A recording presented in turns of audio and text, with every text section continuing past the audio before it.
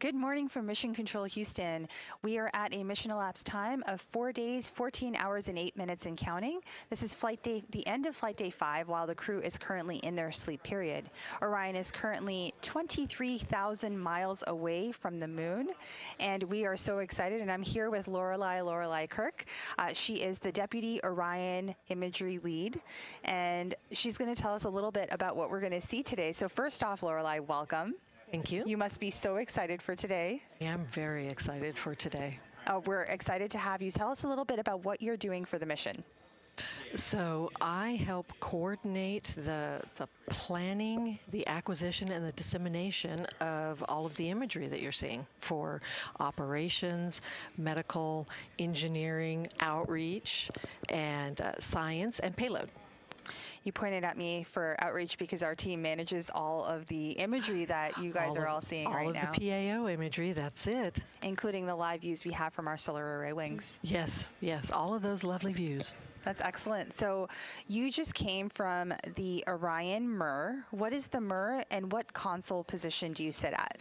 So the MIR is the Mission Evaluation Room. It's sort of the back room to the MCC.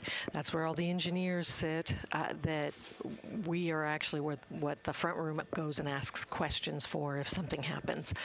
So I sit at the imagery console, and we are constantly monitoring both what flight is saying here and then also what the manager of the MIR is saying. And we talk to all the disciplines to make sure that they're getting what they need. Excellent. And we have several cameras inside and outside of Orion. So I'd like to start with you talking about the live views we're seeing right now on our screen here, up here on the big board. Tell us a little bit about those cameras that are on the outside of Orion. Yeah, so this is actually from a SAW camera, solar array wing. We have cameras on each of the SAW cameras, so there's 4 there, and you're currently viewing the back side of the service module, and then you have the moon there. That is very bright because these cameras are actually set to look at the vehicle, not at the moon or the Earth or stars. They're there so that we can see the external portion of the vehicles for inspections or any issues we might come up with. Then we also have, that's another SAW view, we also have cameras, 3 cameras on the service module that look, like down the we call it the rocket cam, so it looks down the length of the service module. We have another one in the front. It's the forward bay area that will be looking at the parachutes when we deploy them for landing. So we have 9 cameras on the outside. Had to count there. 9 cameras, and because there's also the optical nav camera. Sorry, I didn't mention that one. People are gonna question my math, so that makes 9. That makes 9 cameras. Thank you for walking us through the 9 cameras. What I can say right now is that we are in a Artemis 2 as a test flight. We are certifying this vehicle for humans to use for eventual landings on the moon, which is really exciting. And all of the cameras are pointed right now at the vehicle, so we can make sure that the vehicle is healthy and remains healthy while the crew is sleeping aboard it. We're monitoring stuff here on the ground, right? Yes, it's one of those things where they sleep, we watch. Yeah, they sleep, we watch. That's a great way of putting it. And we are also looking at the sun, the stars, the planets, the moon, whenever we are going to be doing our flyby operations a little bit later on too, right? That's correct. So we'll maneuver those solar arrays, is that right? Yes, we'll maneuver 1 or 2 of them to look at the moon. We have to have some of them still in sun track because we need those solar array wings to collect our energy. Yep, we can't do anything without power. You are 100% spot on. So we went through the 9 cameras on the outside of the vehicle. Let's talk about the cameras inside Orion. There are so many cameras inside the vehicle. So let's see. We'll start with the ones that are mounted. We have one that looks at the display units that we saw on day of launch. We have 2 that look out the windows. So one of those will be viewing the moon when we're doing the flyby. So exciting. We have the docking camera, of course. Right. Then we have 2 medical ones that are attached to watch the astronauts during launch and during landing. Then we have just an enormous number of handheld cameras. So the crew has a little GoPro that they like to use for video. They have 2 Nikon D5s. That's where we get the amazing images of the moon. We got a beautiful picture of the Earth the other day. So those are 2 D5s. They have a Nikon Z9 camera. That's the one that we're going to be using in the future. So for Artemis 1 and then when we're on the moon. So we're kind of testing it for this mission.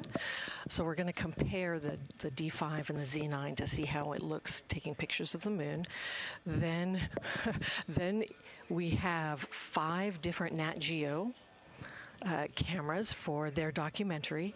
Then we have each astronaut has both an iPhone and a tablet. So there are so many, for a total of, on the whole vehicle, there are 32 different cameras or imaging sensors, I guess we can call them. That is so exciting. And you know what? I am so impressed that you were able to describe that many cameras and with such incredible detail and precision.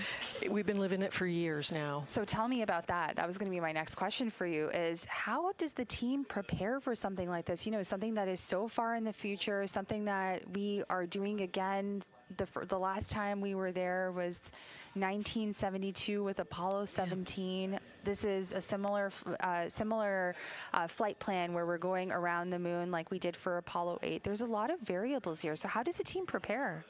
So we started planning for this mission before Artemis 1. So we started planning for Artemis 2 back in 2021. We've been planning it for years now. Wow. So first we sit down with all of the various groups and we find out what kind of imagery they think they're going to want. Right. So from there we can plan. Sometimes we have to limit expectations because you're not always going to get 4K video from everything. Right. Not all of our cameras are capable of that. Right. So we have to balance what the engineering needs are, what the science needs are, what the crew would like, what operations might need. And so we plan it out, looking at the constraints we have. We go day by day. And then, of course, after you publish the plan, a plan is only as good as until the point you publish it, and then, of course, all the changes start getting made. So we launched, and then we immediately knew that there were going to be, just because of the trajectory, there were going to be some changes that were going to need to be made. So we go back every day and look and see what replanning we need to do.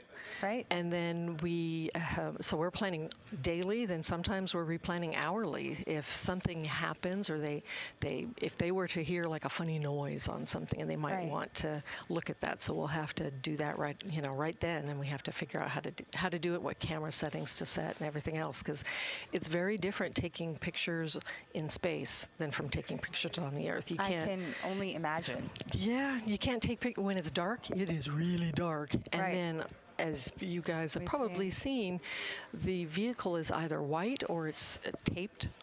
The crew module has that shiny silver tape on it. That can prove a challenge in taking images of it because it's very reflective, or in this case, just shiny. Yes. Yeah. Well, first and foremost, I want to thank you and the team for all that you've done, because for those of you who are watching us right now, it's thanks to people like Lorelei and folks that support her that we're getting all of this live video down to show you. We are, if you're following NASA on any of our social media channels, at NASA Artemis, our Flickr pages, on Instagram, on X, on Facebook, any platform that you can probably think of that where NASA is present, we are sharing daily, frequent updates. And leading up into today's lunar flyby, we do plan to share even more updates as these images come down. And of course, it should be noted that this is a test flight. So some things, they may not perform as we're anticipating, and that's okay as long as the crew is safe and we are getting information out to everybody watching in real time as quickly as the team can work. So we have a lot to do today, and it continues to be busy all the way through crew extraction.